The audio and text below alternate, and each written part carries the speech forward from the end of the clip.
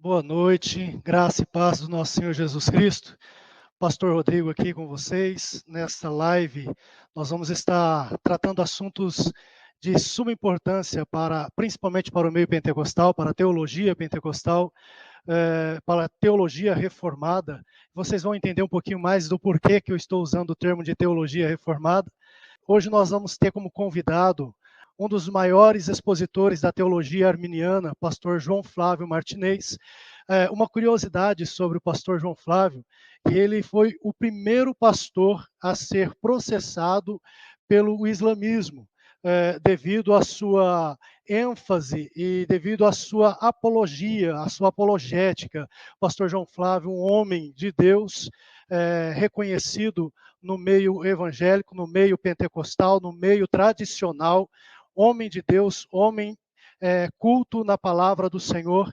E hoje nós vamos estar falando um pouquinho com o pastor, trazendo um pouco mais sobre esta teologia que tem muitos estigmas em cima dela, que tem muitos mitos em cima desta teologia, que é a teologia arminiana. Nós vamos ter também algumas surpresinhas para vocês que estiverem na live conosco. Já desde agora peço para que vocês comentem lá de qual cidade vocês estão falando, de onde é que vocês estão falando, o nome de vocês. E fique aí conosco até o final, que nós temos surpresas muito boas, além de um conteúdo muito bom que vai abençoar e edificar a tua vida. Já quero estar apresentando o pastor João Flávio Martinez, que vai estar falando um pouquinho, se apresentando melhor, falando um pouquinho mais conosco. Bom, em primeiro lugar, obrigado aí pelos predicados, é pura bondade sua. A única coisa que você falou que é 100% factual é que eu fui processado pelos muçulmanos. Tirando o resto, é pura bondade sua. Imagina. E aí, eu gostei da sua fala, porque você começou falando de teologia arminiana e de teologia reformada, colocando isso na mesma linha. Porque é fato. Não é só o calvinismo que é teologia reformada. Exato. Teologia reformada é também o arminianismo. É também a igreja menonita, não sei se poderíamos chamar de menonismo, mas os menonitas, por exemplo, vêm antes, os anglicanos vêm antes, os luteranos também. Por exemplo, quando nós pensamos em luteranismo, na questão soteriológica, que é a temática aqui do vídeo, Lutero não cria na dupla predestinação. Você está entendendo? E por que Lutero não cria na dupla predestinação? Porque ele conhecia o Sínodo de Orange, em 529, que condenou o pelagianismo, mas por contrapartida, para balancear os fatos, ele condenou a predestinação para o mal. Você está compreendendo? Então, Deus, segundo Orange, não poderia predeterminar pessoas para o inferno. Até poderia para o céu, mas não para o inferno. Por isso, Lutero, que é reformado, seguindo essa cartilha, ele vai fazer o quê? Ele vai acreditar na predestinação para a salvação e não na predestinação para a condenação. Isso é importante nós falarmos. Outra coisa, eu vejo aí uns amigos, né, falando de teologia reformada, e eles parecem que estão diante de um bezerro de ouro. A teologia reformada. Bom, os reformadores, pastor Rodrigo, eles não queriam criar igreja batista, igreja presbiteriana, igreja anglicana, igreja luterana, igreja metodista. Eles não queriam criar igrejas protestantes. O sonho deles era fazer uma força de pressão para que a Igreja Católica se reformasse. O senhor está entendendo? Então, eles tinham uma visão um tanto católica. E a primeira leva de reformadores, eles eram homens que tinham uma casca católica. Então, quando a gente olha para o passado, a gente tem que procurar entendê-los, e eu tento fazer isso, mas a gente não pode esquecer que tinha uma casca ali, que era uma casca católica, que é uma cosmovisão católica, que era um óculos católico. Por isso que nós temos reformadores que criam na virgindade perpétua de Maria, alguns que eram devotos de santas, que criam que o santo lá no céu podia interceder por alguém. Isso tudo é um processo que vai acontecendo até que a igreja evangélica ou a igreja protestante, que crê nos 5 solas, ela está, então, livre destas amarras católicas.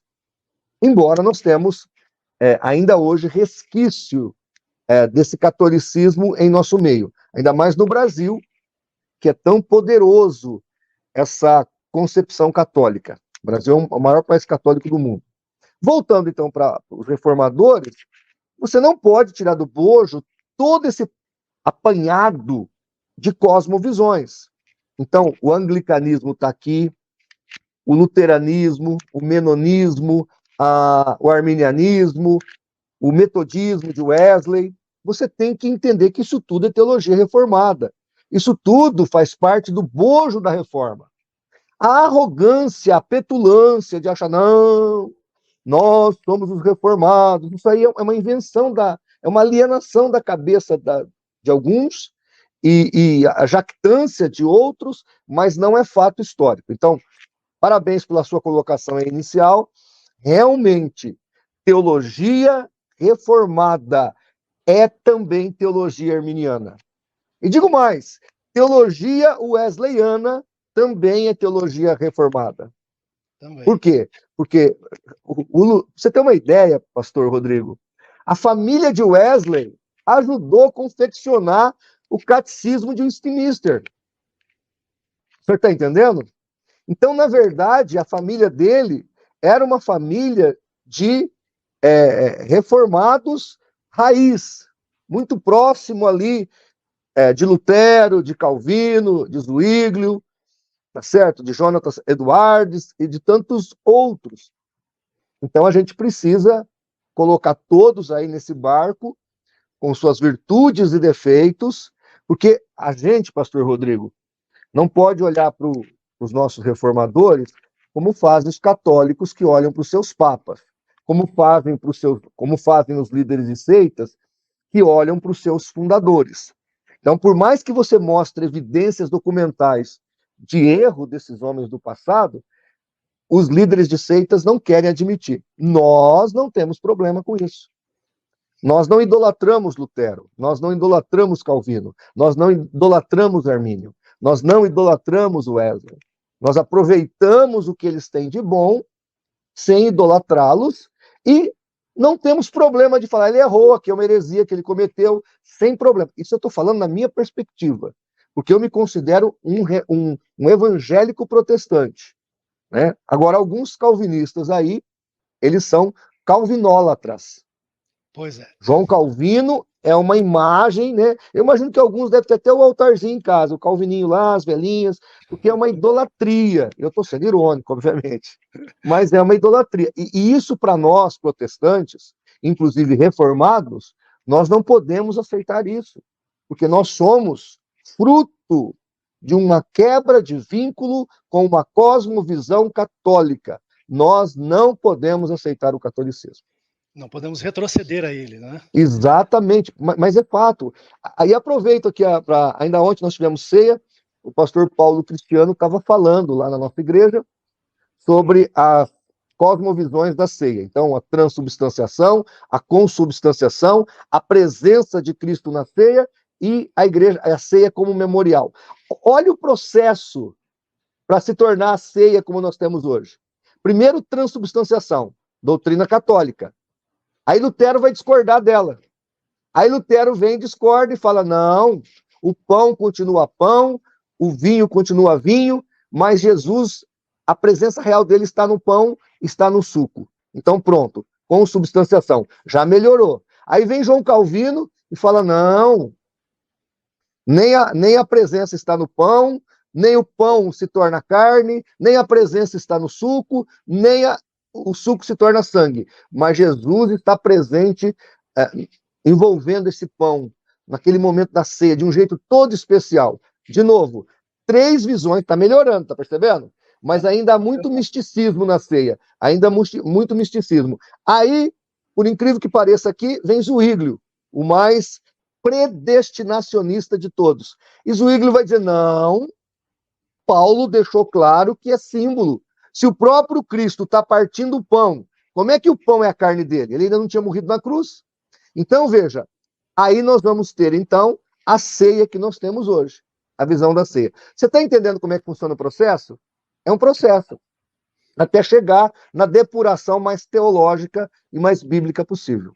Exatamente. E é nesse ponto da evolução, pastor, que eu creio. Há aqueles que falam muito sobre a questão da evolução, que é contra a evolução, que a evolução não existiu. Mas esse ponto da evolução em que nós partimos de um princípio e temos a humildade de reconhecer, opa, houve falhas lá atrás e esse processo ele vai evoluindo e ele vai melhorando. Esse é um ponto da evolução que eu falo que ela é muito boa. É top demais para mim. Claro, e a gente precisa ter liberdade para fazer essas críticas, porque a igreja tem que estar sempre se reformando para melhor. Exato. Ela não pode ficar congelada no passado. Exatamente. Você está entendendo? A reforma ela não pode ser uma vez só na vida, né? A igreja tem que estar sempre se reformando, sempre se tornando mais ortodoxa, mais bíblica, mais teológica, e aí a importância da teologia, tá? Inclusive hoje no Brasil, os arminianos estão tendo que estudar. Por quê? Porque houve um avivamento calvinístico devido ao fato das igrejas neopentecostais, que tecnicamente, teoricamente, supostamente são arminianas. E aí o que acontece? Muita gente veio para as igrejas calvinistas, encheram as igrejas mais tradicionais, esse calvinismo inchou, foi para a internet, e quando a gente analisa o calvinismo, e aqui é bom falar de calvinismo quando a gente estuda arminianismo, porque você não consegue conhecer uma nota verdadeira sem identificar as duas notas. E identificar a falsa primeiro é mais importante do que a verdadeira. Porque é ela que você tem que evitar que aconteça na sua vida, a falsa. Não é a verdadeira. Então, a verdadeira tem que acontecer naturalmente, mas a falsa você tem que evitar. Voltando aqui para a questão do calvinismo, o calvinismo ele é compatibilista. Ele pega os versículos que interessam para ele, e aqueles que, para mim, são grande maioria, que são versículos arminianos, ele compatibiliza. Então, o calvinismo vai dizer: Deus decreta todas as coisas. Deus determina todas as coisas. A queda de Adão, o pecado de Adão e de toda a humanidade, todo o mal, todo o erro, tudo aquilo que não é bom, é Deus que determina, é Deus que move o homem para fazer, é Deus que manipula o processo, mas o homem é uma criatura livre. Ele vai lá, ele que toma decisão, ele que toma atitude. Como? Não tem como... É o quadrado redondo, ou é o redondo quadrado, você entendeu, pastor Rodrigo? Então esse é o grande problema do calvinismo, ele é compatibilista. Se o senhor pegar o catecismo de Westminster, está escrito lá que o homem tem liberdade, que o homem tem livre escolha, só falta escrever livre-arbítrio, que eles têm um problema com esse livre-arbítrio. Embora eu vou estar participando de uma live com um amigo meu agora, quarta-feira, um calvinista mais, digamos assim, trabalhado, pelo menos eu estou tentando crer assim, mais moderado, mas não só moderado, ele é mais trabalhado mesmo, ele é mais, ele filosofou mais sobre o calvinismo. Por exemplo, ele crê em livre-arbítrio, e ele acha que tem livre-arbítrio em Calvino. Isso para mim é maravilhoso. Meu Deus. Você entendeu? Isso é para mim, eu acho maravilhoso. Então, voltando à questão, eles trabalham com compatibilismo. Então, no calvinismo, você vai ter a seguinte verdade: Deus determina todas as coisas, inclusive o pecado. Nada foge à determinação de Deus, mas o homem é livre. E quando o homem faz aquilo que Deus determinou, Deus castiga ele porque é pecado, se é errado no caso. Você está entendendo? Então, nós temos essa contradição. Quando você ouvir a palavra compatibilismo, nós temos a contradição. E fica um negócio meio estranho, porque você não vai fugir. Então, se Deus determinou tudo, então Deus, inclusive, foi o criador do mal, foi o criador do pecado, se foi ele quem determinou. O senhor concorda que a lógica é óbvia? É óbvia, não tem como fugir disso. Não tem como fugir disso. O fato é fato. Né? Mas é claro, o que diz o catecismo de Westminster? O que diz o Círio de Dort? Que é heresia Deus ter argumentar que Deus decretou o pecado. Então, eles afirmam com todas as letras, é uma heresia de perdição dizer que Deus é autor do pecado. Mas, ao mesmo tempo, Deus decreta o pecado. Você entendeu o paradoxo? Eles falam, o determinismo é uma heresia. Aí está lá no catecismo, né? Que o determinismo é uma heresia. Heresia de que coloca que todas as coisas invariavelmente serão feitas de acordo com a divindade determinou, sendo que assim eles entendem que o homem não pode ser, de fato, responsabilizado. Aí o texto calvinístico diz assim, esta visão é fatalista pagã e de alguns hipercalvinistas. Então, veja, lá na definição que eles dão, eles estão falando de fatalismo, que é uma heresia pagã, chamada pelos pais da igreja de paganismo, de esoterismo, de maniqueísmo e etc. Então, eles combatem essa heresia, mas, ao mesmo tempo, dentro do bojo da doutrina deles, está apontando para isso. Inclusive, pastor Rodrigo, quando você lê as Institutas, Calvino se defende disso. Aí você lê Agostinho se defende disso. Por quê? Porque o pessoal chegou no Agostinho e falou, ô Agostinho, você escreveu o livre-arbítrio. Você diz que o homem é livre. E você diz que negar o livre-arbítrio é maniqueísmo, aquela religião antiga, pagã, que você outrora renunciou. Agora você está falando que o homem não tem mais livre-arbítrio. Como é que é isso? Então, Agostinho, pra você ter uma ideia, pastor Rodrigo, está na biografia de Peter Brown, que é uma das mais famosas sobre a vida do Agostinho, está escrito assim, Agostinho, o bispo pagão entre nós. Então ele era chamado de bispo pagão no seio da igreja. Por quê? Porque justamente ele defendia uma tese que é pagã. Maravilha. Vamos ver aqui se tem alguma pergunta para o pastor. Ariel Henrique, ele pergunta, existe calvinista moderado? Eu digo mais, não só existe calvinista moderado, como existe calvinismos.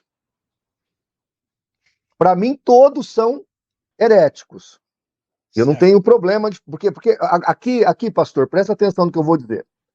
Nem toda heresia é de perdição. Por exemplo, os modismos neopentecostais são heresias? São. Levam para o inferno? Talvez, em último estágio. Mas o indivíduo pode crer em quebra de maldição, em maldição hereditária, em maldição de nome, em teologia da prosperidade, e ainda assim ir para o céu. Porque isso aí não impede a graça de Deus na vida dele. O indivíduo pode ser calvinista e ainda assim, sem nenhum problema, ir para o céu. Então eu não vejo problema na salvação dos irmãos calvinistas. Os calvinistas, apesar de crerem dessa maneira um tanto conturbada, paradoxalmente inexplicável, eles não comprometem a salvação deles neste aspecto. Agora, os próprios calvinistas dizem que o hipercalvinismo vai levar o indivíduo ao inferno. Como o hiperarminianismo. O que seria o hiperarminianismo? É o tal do teísmo aberto, onde Deus não sabe nada e o futuro está aberto e Deus não tem o controle desse futuro.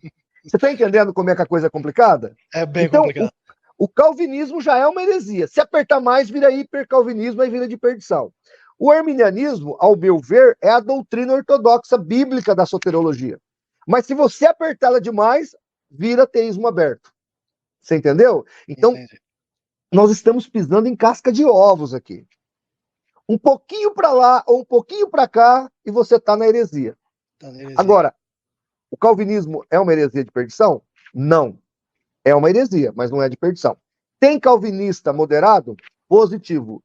E não só calvinistas moderados. Tem calvinismos. Por exemplo, o calvinismo do senhor Marcos Granconato é uma tragédia. Eu vou dizer para você, pastor Rodrigo, um pastor, amigo meu, que eu conheci agora recentemente, ficou meu amigo, um pastor que ficou meu amigo, vamos dizer assim, disse assim para mim, pastor Martinez, o Granconato atrapalha a nossa propagação de fé, porque a nossa soteriologia é mais tranquila. Como o senhor mesmo disse, ele me falou, nós temos o compatibilismo. Nós pregamos que Deus determina todas as coisas, mas também enfatizamos a responsabilidade humana no processo. E o Granconato não faz isso. Ele é muito desequilibrado. Palavras, estou abrindo aspas, de um reverendo calvinista, extremamente equilibrado. Então, existe um calvinista mais moderado? Existe. Outra coisa, existem vários calvinistas que eles não estão nem aí para perder tempo com isso.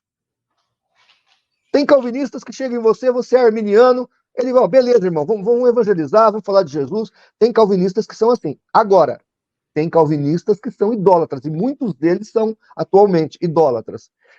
Alguns chegam a acreditar que salvação só no calvinismo. E aí cito outro nome importante aqui na teologia do evangelicalismo brasileiro. O doutor Augusto Nicodemos, que quem não gosta dele, né? Eu tenho aqui todos os livros dele, eu assisto áudios, vídeos, compro todos os livros que ele lança, então não podem dizer que eu não gosto dele. Ele recentemente veio a público e fez falando de uma descoberta incrível que ele teve. Que os pastores, que os amigos, que os irmãos arminianos até podem ser salvos. Olha aí. Quer dizer, ele descobriu agora. Agora, ele tem 50 anos de ministério. Agora, no final do ministério dele, Deus iluminou a mente dele e descobriu que um arminiano pode ser salvo. Você está entendendo? Então, quer dizer, ele demorou 50 anos. Então, e nesse tempo todo ele pregou em muita igreja arminiana. Será que ele foi honesto com todo mundo? Puxa vida. Porque esse é o grande problema. Hoje, por exemplo, e aqui, pastor Rodrigo, faço a minha parte da culpa, depois que eu escrevi o meu livro Calvinismo Recalcitrante, eu não prego mais em igrejas presbiterianas. Eu declino o convite. Não, pastor, mas você vai vir aqui para falar de adventismo, de espiritismo. Eu não vou. Porque sempre vai ter um espertinho lá no meio que vai perguntar. E eu vou falar. Você está entendendo? Então, eu não vou. Então, eu não dou seminário em igreja calvinistas. Por quê? Porque eu estou respeitando os calvinistas. Não desrespeitando-os. Eu estou respeitando-os. Sim, uma forma de respeito. Porque eu trabalho, pastor Rodrigo, com a simplicidade e com a verdade e com a sinceridade. Simplicidade, verdade e sinceridade. Porque se eu não conseguir trabalhar assim, eu não consigo fazer apologética. Por que eu critico o calvinismo? Por que eu sou arminiano? Porque senão eu não poderia combater as outras heresias. Né? Eu tenho 2 livros escritos que combatem os modismos neopentecostais. Ora, se eu tenho 2 livros que combatem os modismos neopentecostais, eu tinha que ter um que combate o calvinismo. Eu preciso ter equilíbrio. Exato. Senão, por que eu sou seletivo na hora de fazer a crítica? E eu quero deixar claro, viu, pastor Rodrigo? Eu não tenho problema com a comunhão com os irmãos. Eu não tenho problema.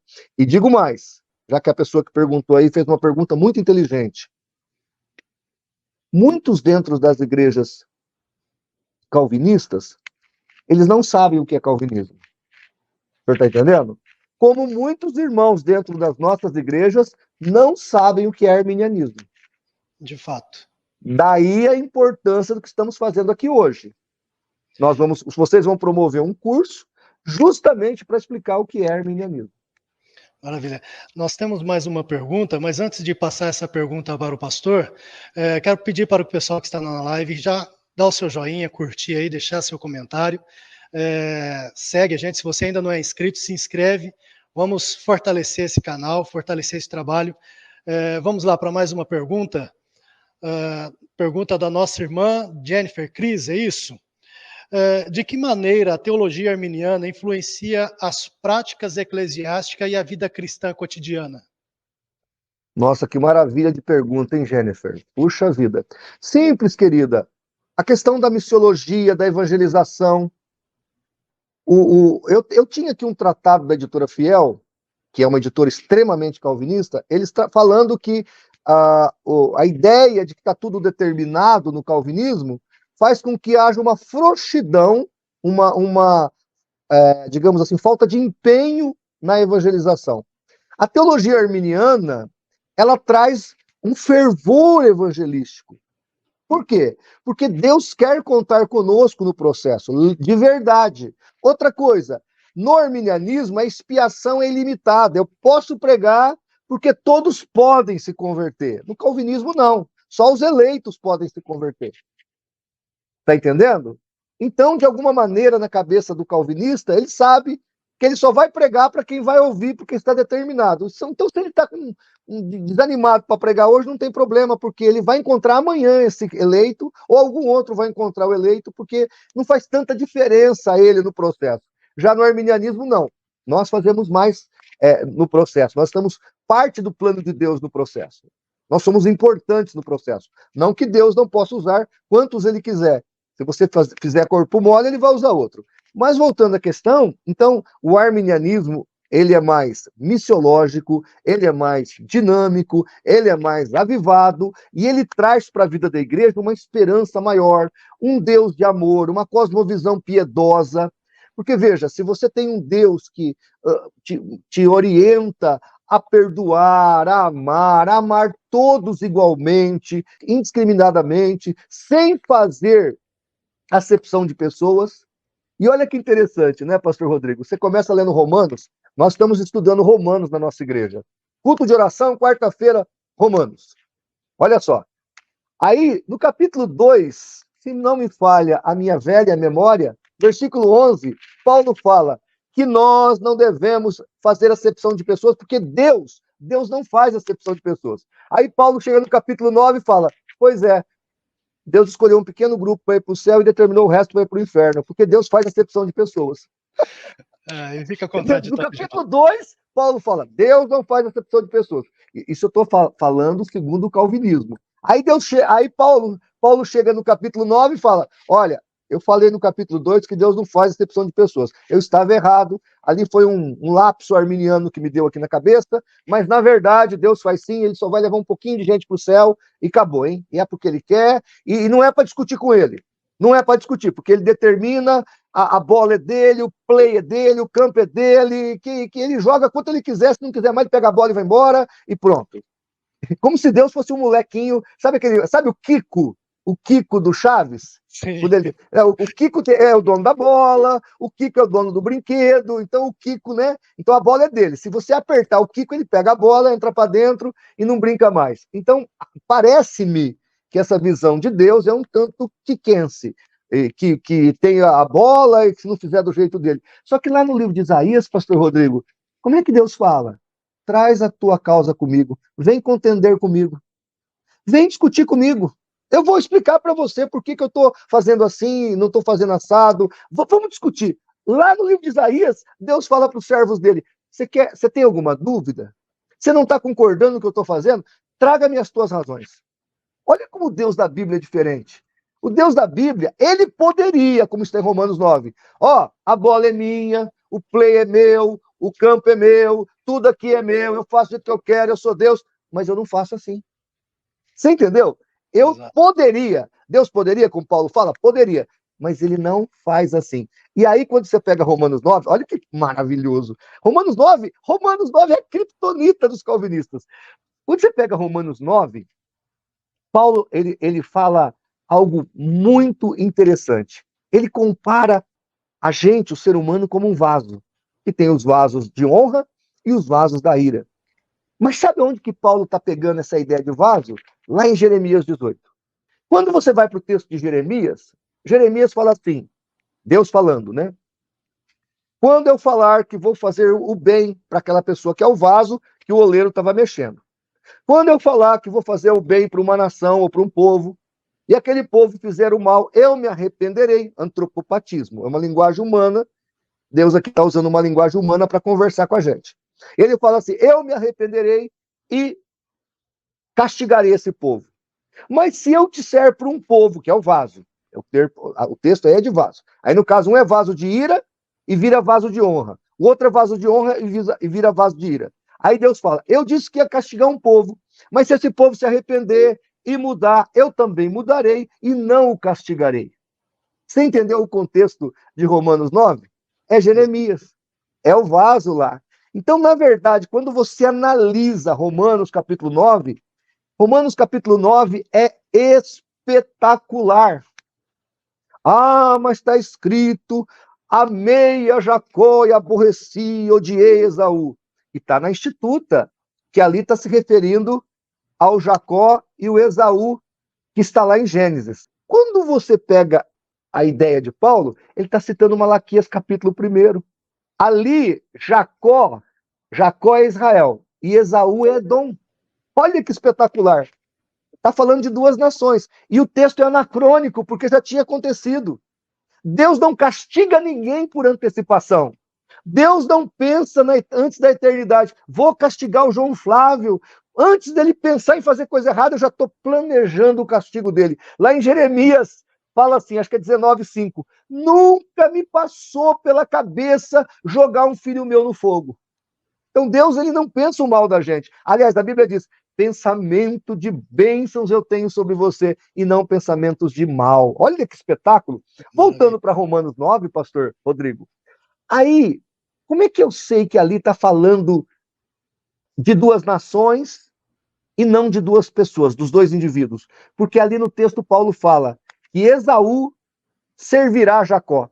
Quando você vai em Gênesis e você lê a história dos gêmeos, você descobre que quando Jacó vem pedir perdão por irmão Esaú, que ele fez lá aquela atrapalhada toda com o irmão, e ele vem pedir perdão e traz lá presentes pro irmão e tudo, o que o irmão fala para ele? Eu não preciso. Meu irmão, eu tenho em sobra. Então, na vida pessoal de Jacó e Esaú, Esaú foi muito mais rico e poderoso que Jacó. Logo, o texto de Romanos 9 está falando de Edom e está falando de Israel. O que Deus está falando em Romanos 9? Quem que tinha que receber a bênção de estar aqui sendo o povo de Deus? Era Esaú. O que Esaú fez? O senhor lembra? Ele trocou que jeito a primogenitura dele? Por um guisado. Exatamente, por um prato. Por uma refeição. Ele desprezou. Aí Paulo está falando, do mesmo jeito que Deus tirou a primogenitura do Esaú e deu para Jacó, Deus agora vai tirar de Jacó, que é Israel, e vai dar para os gentios. Você está entendendo? E eu vou terminar, que eu gosto tanto de falar desse assunto, porque é tão bom falar do amor de Deus. Deixa eu te explicar como é que é Romanos 9. Eu vou te contar uma história, pastor Rodrigo, que é factual. Um bombeiro, no exercício da sua atividade, entra numa casa pegando fogo. E tinha 5 pessoas ali, no canto que ele entrou. Ele poderia ter salvado 5. Então ele entra naquele prédio e salva só 3. E deixa 2 morrerem queimados. Houve uma sindicância e ele foi condenado por causa da morte dessas 2 pessoas. O calvinista diz assim, Deus não tinha obrigação de salvar ninguém, estava tudo condenado. Mas ele resolveu salvar 3. Estou usando a minha história do bombeiro, ok? Então vamos imaginar que o bombeiro é Deus e que as pessoas que estão dentro do prédio são os judeus, lá os eleitos, a nação eleita. Aí, olha que interessante. Então, essa é a visão do calvinismo. Salvar 3 já é lucro. Embora ele possa querer e possa salvar os 5. Em Romanos 9, sabe o que Paulo está falando, pastor Rodrigo? Deus não só quer salvar os 5, não só pode salvar os 5, não só fez o sacrifício pelos 5, como ele está disposto a salvar as pessoas do prédio adjacente aonde o fogo chegou. Você entendeu? Então, o Deus da Bíblia, ele é aquele bombeiro, nessa analogia, nessa crônica que estamos fazendo, ele é aquele bombeiro que está disposto para salvar os 5. Está disposto também para salvar as pessoas que estão nos prédios ao lado, aonde o fogo está chegando. Esse é o Deus da Bíblia. Agora, é claro, no arminianismo, Deus é aquele cara que joga a corda, que joga a escada magiro, que vai com a escada magiro. Vem! Tá entendendo? Deus, ele provém tudo para a tua salvação. Mas ela é uma salvação, é uma expiação judicial, como dizem os teólogos. Ou seja, você tem que crer. É um pacto. É uma sinergia. Não na salvação. A salvação é monergística. Está tudo aqui no meu livro. Quem quiser eu mando o PDF. E vou pedir para o pessoal do IBTEC mandar gratuitamente o PDF para quem fizer o curso. Então veja, Na salvação, quem morre na cruz por nós é Cristo, quem sofre por nós é Cristo, quem paga o pecado a Deus é Cristo. É Ele que paga, é Ele que sofre, é Ele que padece, só Ele poderia. Se eu e o senhor passasse pelo mesmo processo que Jesus pagou, nós não estaríamos justificados, porque nós somos ímpios, nós somos pecadores, nós somos fracos, nós somos caídos, nós somos depravados. Por isso que Jesus foi concebido pelo Espírito Santo, porque o corpo dele era imaculado. Então só Jesus podia fazer aquilo. Agora, na aplicatividade da salvação, Jesus, ou Deus, é o bombeiro que te joga a corda, é o bombeiro que te joga a boia, é o bombeiro que te coloca a escada magiro, é o bombeiro que vem com a cestinha do helicóptero para você montar, é o bombeiro que fala, pode pular, que a cama de ar está montada aqui. Agora, se o indivíduo ficar lá, não, eu estou esperando Deus me tirar daqui, você vai morrer queimado. Vai morrer. Vai para o inferno. Então, Deus providencia tudo para a sua salvação. E outra coisa, ele te ajuda, ele ainda te convence. Ó, essa escada magira é forte, resistente, pode vir. Mas se você quiser montar no cestinho do helicóptero, é cabo de aço, não quebra não. E se quiser pular no colchão de ar, é espetacular, você ainda vai se divertir. Pode vir. Agora, se o cara for daquele cabeça fechada, né? Não, não quero não, porque... Então, o Espírito Santo, como está em João 16:8, ele te convence de aceitar o projeto de Deus. Mas você pode resistir. É o que está lá em Atos, capítulo 7, 52, 51, quando Estevão, capítulo 7, 51, quando Estevão está pregando, e aí os judeus ficam irados e pegam em pedras para apedrejá-lo. E ele fala assim, Estevão, vocês resistem ao Espírito Santo de Deus. Então o homem pode resistir ao projeto de graça? Pode. Diferente do calvinismo que diz que não. O Jesus do calvinismo, não me leve a mal o que estou dizendo, mas eu vi uma figura muito legal do Jesus do calvinismo, que é assim, eis que estou à porta e arrombo. Quem poderá segurar a minha graça? Então, na cosmovisão calvinística, Deus é aquele cara da PM que carrega aquele canhão de ferro, que chega na porta e polícia, pum, e arromba a porta.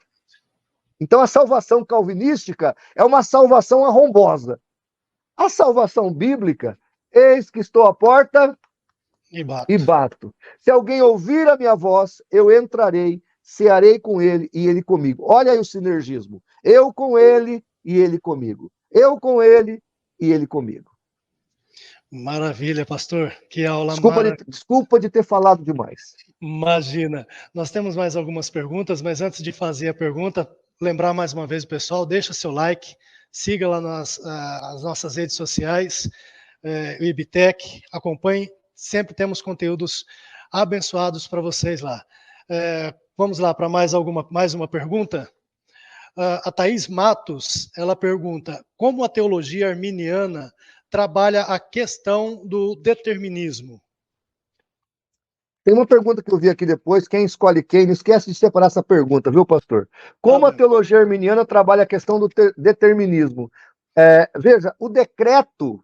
Deixa eu explicar aqui sobre a predestinação, porque a predestinação é bíblica. Então, decreto, predestinação é a mesma coisa. Vamos explicar aqui. Vamos citar os três. Calvino, Armínio e Wesley. Ok? Certo. Então, prestem atenção. Todos ensinam a predestinação ou a eleição. Predestinação e eleição são palavras diferentes, mas que significam a mesma coisa. Então, vamos lá. No calvinismo é assim, Deus escolheu uma grande multidão para ir para o inferno e uma pequena multidão para ir para o céu. Por quê? Mistério. Ninguém consegue perscrutar a cabeça, a consciência de Deus e entender o porquê. No arminianismo, Deus escolhe uma pequena multidão para ir para o céu e uma grande multidão para ir para o inferno. Aí, quando perguntam para Armínio, ele diz presciência. Ou seja, Pedro fala, inclusive, salvos pela presciência de Deus. Então, Deus prevê a fé daquele pequeno grupo e elege e salva. E Deus prevê a incredulidade daquele grande grupo e manda-os para o inferno. Isso é calvinismo, isso é arminianismo. Então, no calvinismo, Deus decreta por quê? Mistério. No arminianismo, Deus decreta por quê? Presciência. Aí vem John Wesley. John Wesley tem uma sacada genial. E aí, é fato, quando você lê predestinação ou eleição na Bíblia, no Novo Testamento, sempre é no plural. Porque John Wesley vem e fala, a eleição ou a predestinação é da igreja, é nele, é em Cristo. Deus elege em Cristo a igreja. Aí John Wesley vai usar o nome, o exemplo de um navio. Um navio está determinado para sair de Londres e ir para Nova York. Este navio vai sair na hora determinada, conforme o plano. E a empresa que determinou essa viagem, que projetou esse navio, sabe que vai ter muita gente para viajar no navio, porque a viagem é espetacular. Agora, quem vai entrar no navio, aí é livre-arbítrio, aí é livre escolha, aí é livre agência, como é que você queira chamar, aí é decisão pessoal. Nós temos que pregar o evangelho e ver quem quer entrar no navio. Então, o decreto em Wesley não é de indivíduos, é da igreja. E eu até acho engraçado, porque os calvinistas deveriam crer nessa mesma cosmovisão de Wesley, porque eles são aliancistas, ou seja, eles acreditam que o Israel do passado, que foi decretado, que ele jamais poderia ser rejeitado, embora ele foi, e Israel era a nação eleita, hein? Paulo fala que ela foi rejeitada. Então, os adventistas dizem, os calvinistas dizem que a nação eleita virou a igreja agora que é a nação eleita. Mas na hora da salvação, eles acreditam que é eleição individual, ou predestinação individual. Wesley não, ele acredita como deveriam acreditar os calvinistas, que a predestinação é coletiva, é a igreja. Quem vai entrar na igreja, aí é livre-arbítrio. Maravilha. O pastor falou sobre uma pergunta. Essa pergunta aqui, ó, pergunta do Marcos José. Isso. Só uma questão: quem escolhe quem? Deus escolhe o homem ou o homem escolhe a Deus? Quem toma a iniciativa? Maravilhosa essa pergunta. Ô Marcos, vamos pensar, quando Adão peca, quem vai atrás de Adão? É Deus. Não é? Adão, onde estás? Porque o homem caído, ele não consegue por si mesmo buscar a Deus. Ele precisa da graça preveniente. O que é a graça preveniente? Inclusive, pastor Rodrigo, graça preveniente não é uma coisa de arminiano. Você sabe quem criou esse termo? Agostinho. Os calvinistas deveriam usar esse termo, que eles não gostam porque não ajuda a teoria deles. Mas o Agostinho defendia a graça preveniente. O que é a graça preveniente? É a graça que vem na frente. Ou seja, sem pregação do evangelho, sem a direção e a unção do Espírito Santo, não há conversão. É a graça preveniente. Por exemplo, quando Caim, antes dele matar Abel, quem vem a ele e pede para ele se controlar e não fazer o pecado? É Deus, graça preveniente. Quem chama Abraão? É Deus. Quem chama Isaac? Quem chama Jacó? É sempre Deus que age.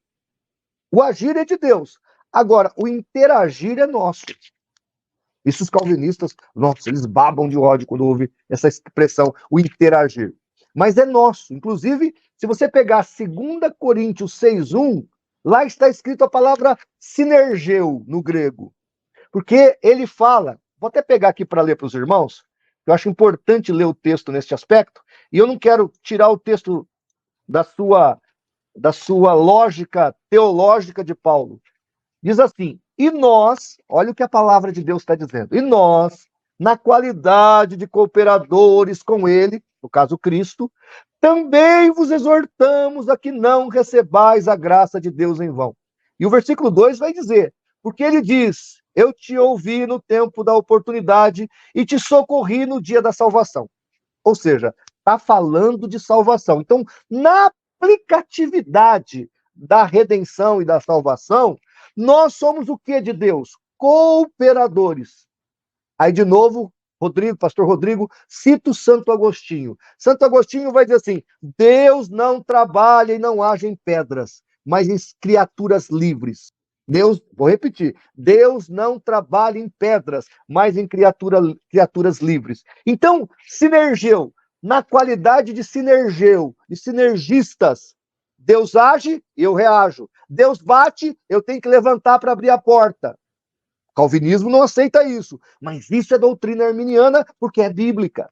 Então nós temos que interagir com Deus. E depois de salvo, pastor Rodrigo, e aí João 3,16, que todo mundo gosta de usar, a tradução, ela está errada.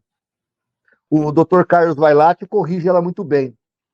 Porque lá nós sabemos decor, está escrito, porque Deus amou o mundo de tal maneira que deu seu Filho unigênito para que todo aquele que nele crê não pereça, mas tenha a vida eterna. Como quem fez a tradução foi um calvinista, João Ferreira de Almeida era calvinista, e essa informação é preciosa. Muitos textos na Bíblia poderiam ser na exegese calvinista ou na exegese arminiana. Eu sou tradutor, eu sou calvinista. Como é que qual exegese eu uso? Peça comigo, Rodrigo, pastor Rodrigo. Eu tenho duas possibilidades. Eu posso pôr um texto que colabora com o calvinismo, uma tradução, ou eu posso pôr uma tradução que colabora com o arminianismo. Qual tradução que eu uso? A que mais te colabora. Claro, eu sou o tradutor. Eu tenho esse direito. Então, todo cristão arminiano, quando ler a Bíblia, tem que entender que a tradução João Ferreira de Almeida é uma tradução calvinística.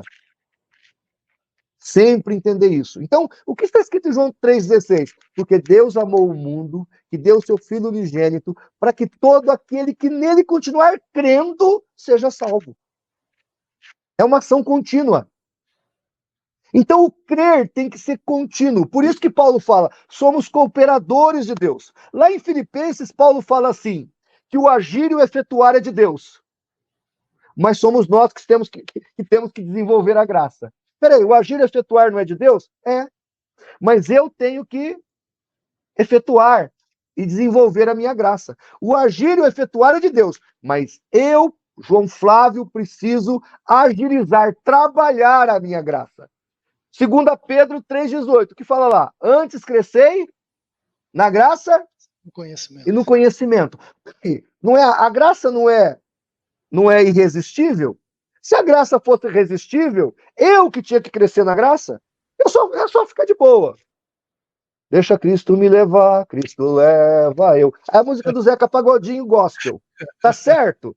Não existe pagodinho gospel. Não existe. Você tem que desenvolver a tua salvação. Porque sem santificação, e aí eu cito Calvino. Calvino diz que no processo de santificação, o esforço é humano, sim. Calvino fala isso. Porque se eu falar que eu estou falando isso, vão me chamar de pelagiano pro resto da vida. Mas Calvino fala que na santificação, o esforço é humano. Aí, pastor Rodrigo, lá em Hebreus 12,14, se não me falha a memória, ou 13,14, ou 13,12, sem santificação, o que acontece? Ninguém verá a Deus. Ninguém verá a Deus. Logo, se eu não trabalho, isso eu estou falando segundo Calvino. Eu estou citando Calvino. Segundo Calvino, eu tenho que trabalhar. Eu, pessoa física, indivíduo, não é Deus, é eu. Ajudado por Deus, mas sou eu. Calvino fala que eu tenho que trabalhar pela santificação. Agora, se eu não me santificar, eu vou para o céu? Não. Está escrito que eu não vou. Sem santificação. Ah, mas Jesus já não morreu na cruz? Morreu. Jesus já não pagou o preço. O preço pelo meu pecado original, ele pagou. Isso é negado pelo pelagianismo. Pelágio não acreditava no pecado original. Esse é um erro. O pecado original foi pago. Está quitado. Vou dar um exemplo. Você deve R$1 trilhão. Vamos fazer de conta que você tem essa dívida. Você consegue pagar essa conta se eu parcelar para você? R$1 trilhão. Não, né? Nem 1 bilhão. Pode ser 1 bilhão, é mais barato. Nem 1 milhão. Então eu vou lá, sem você merecer, sem você me fazer nada, sem eu te conhecer, eu estou te vendo aqui hoje pela primeira vez, eu faço um cheque, dou para você e falo, vai lá, quita a sua dívida. Você vai lá e chega no banco e paga a sua conta. Quanta dívida você tem? 0. Você agora está quitado com a dívida. Aí você agora vai para comer, para viver, como é que você vai fazer? Você vai ficar na rede, dormindo? Não vai, né? Você tem que trabalhar. Então é isso que Paulo está dizendo, você tem que desenvolver o processo. Deus pagou a tua dívida, Deus zerou a tua conta. E agora? Você vai ficar de boa? Tá certo? Ah, pastor, mas eu gosto tanto daquele cântico. Não tenha sobre ti um só cuidado, qualquer que seja. E é verdade. Aquele cântico está dizendo que está na oração do Pai Nosso. Pai nosso que estás nos céus, santificado seja o teu nome. venha a nós o vosso reino, seja feita a tua vontade. É isso. Nós temos que nos entregar à vontade de Deus. Agora, entregar-se à vontade de Deus é uma ação de fé. Entregar-se à vontade de Deus tem um agir. Como é que é a palavra oração? A gente fala orar e agir. Oração, porque a oração tem uma ação. É isso que Deus está falando na sua palavra. Então, eu sou sinergista, o arminianismo é sinergista, porque é uma interação entre o homem e Deus. Lembrando, é sempre Deus que inicia o processo. Aí, respondendo ao irmão que ele fez a pergunta, quem escolhe quem? Foi Deus que escolheu. Lembra Paulo em Romanos? Paulo fala assim, Deus nos amou quando ainda éramos o quê? Pecadores. Quem escolheu quem? Deus nos escolheu. Nós somos os escolhidos de Deus, porque Ele nos escolheu. Claro, o arminianismo crê que Deus escolheu a humanidade toda. 1 Timóteo 2, verso 4. Deus quer a salvação de todos. Tito 2,11. A graça de Deus se manifestou a todos. Não é a todas as raças, tribos e nações, não. É a todos os seres humanos. Essa é a diferença entre arminianismo e calvinismo. Nós cremos que é para todos. Maravilha. Nós temos bastante pergunta, talvez nós vamos conseguir fazer todas. Mais uma vez, lembrando o pessoal, deixar o seu like aí, deixar o seu comentário. Siga-nos nas redes sociais e creio que será muita bênção para a tua vida. Vamos colocar mais uma pergunta aqui para o pastor, e aí nós já vamos caminhando já para os nossos considerações finais, vamos assim dizer, né? Pastor José Aparecido Correia, ele pergunta, qual a visão do Senhor em questão de fazer o apelo usando a expressão aceitar a Jesus como Salvador? É bíblico. Está lá em João 1,12. Mas a todos quanto receberam, deu-lhes o poder de serem feitos filhos de Deus, a saber, aos que creem no seu nome. Tá certo? Então, quem é que recebe Jesus? Ele bate na porta, mas quem é que recebe? Eu, você.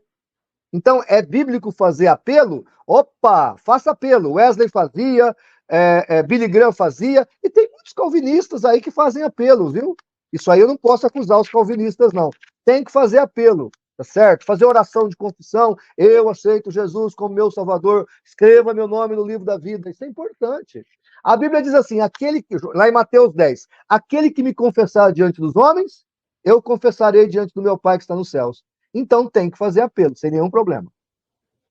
Maravilha. Tem uma pergunta aqui que eu achei ela bastante interessante, que é do Ariel Henrique.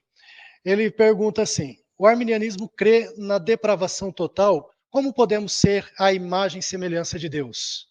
Então, o arminianismo crê na depravação total, eu creio na depravação, tá? Não tem total. Essa palavra total no calvinismo muda muito. O arminianismo crê na depravação total, mas ele dá outro significado para essa depravação total. Tá entendendo?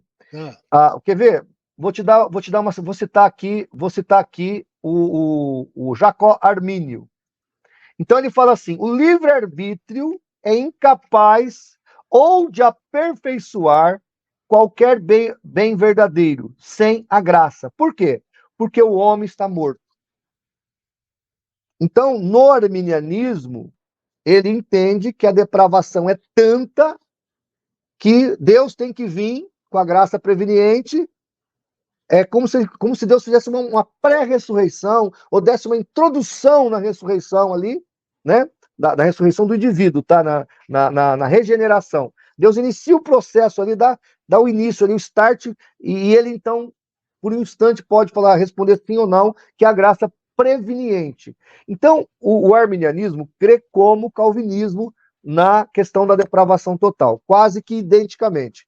Mas, no arminianismo, com digamos assim, a graça preveniente, o homem pode falar com Deus, pode ouvir a Deus e responder a Deus. No calvinismo, a depravação total é tanta, eles acham que é morto literalmente. Porque a palavra morto, em Efésios 2:1, é separado de Deus. Porque quando Adão e Eva comem o fruto, eles morrem. Mas eles não morrem no sentido de biológico. Só depois de 930 anos que eles morrem biologicamente. Eles vão morrer espiritualmente, porque eles perdem o contato com Deus. Então, isso é morte na Bíblia, morte espiritual.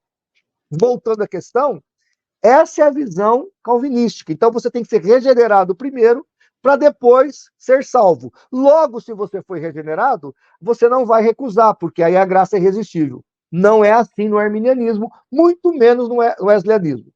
Como eu, imagino que eu tenho evidências para isso, Wesley vai acreditar que há imago Dei no homem ainda. E esse homem mesmo, caído e depravado, pode ouvir a Deus. Lá em João capítulo 5, Jesus fala que os mortos, biologicamente, vão ouvir a voz do Filho de Deus. Ó, se o morto, biologicamente, pode ouvir a voz de Deus, quanto mais os demais homens. Caim não era depravado? Totalmente? Sim ou não? Sim. Deus não falou com ele lá em Gênesis capítulo 4, versículo Falou. 6? Falou com ele. Ora, não era um cara depravado? Então, o homem mais depravado do mundo ainda pode ouvir a Deus, se Deus assim quiser falar com ele, porque há o imago Dei. Se esse indivíduo demonstrar algum tipo de contrição, Deus vai falar com ele. Ah, pastor, mas como é que ele pode demonstrar alguma contrição? Quando Jesus morre, o que acontece lá no véu do templo? Se rasga de cima, embaixo. Não é isso? Exato. O que esse véu rasgado significa? Que a radioatividade da graça está no mundo. Tito 2,11. Há uma radioatividade da graça. Então, qualquer homem caído e depravado pode sentir essa graça. Maravilha, pastor. Pastor, antes da gente partir para a finalização aqui, fala para nós um pouquinho sobre este curso que o senhor está lançando em parceria junto com o IBTEC. Somente os predestinados vão fazer esse curso. Maravilha. Eu acho o seguinte, o curso é bacana, é uma introdução, vai ouvir um pouquinho de história, tudo, e quem sabe mais para frente a gente faz um segundo, né? Já uma imersão mais profunda. Mas é uma introdução básica para que o espectador entenda o que é, literalmente, o arminianismo. Então eu apelo aqui aos nossos amados irmãos, você está com o link aí? Manda o link para eles, aí se inscrevam. Está sendo reproduzida também essa live no canal do CACP. Eu peço aos espectadores do CACP que façam o curso. Eu geralmente não vendo curso, porque eu não tenho tempo, mas é o IBTEC que vai cuidar disso, que é um instituto apropriado para isso. Então, os irmãos que quiserem adquirir o curso, com certeza vai ter monitoramento, vai ter uma equipe bacana e vai ser uma benção. Aí está o link aí, né? Que beleza. Isso, maravilha. Só os predestinados vão fazer esse curso, hein? Só os predestinados? Só os predestinados. Maravilha, pastor. Já quero, desde já, agradecer a tua disponibilidade de estar aqui nesse bate-papo com a gente.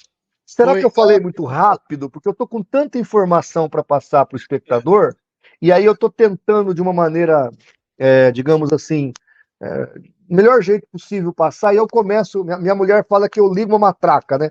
Aí eu começo, e como eu sou dislexo, se você não me policiar, perguntando, questionando, eu passo por cima da informação, porque eu já repeti a informação tantas vezes, e às vezes eu acho que eu falei uma parte da informação, eu não falei, então eu espero que eu não tenha deixado dúvida aí para o espectador.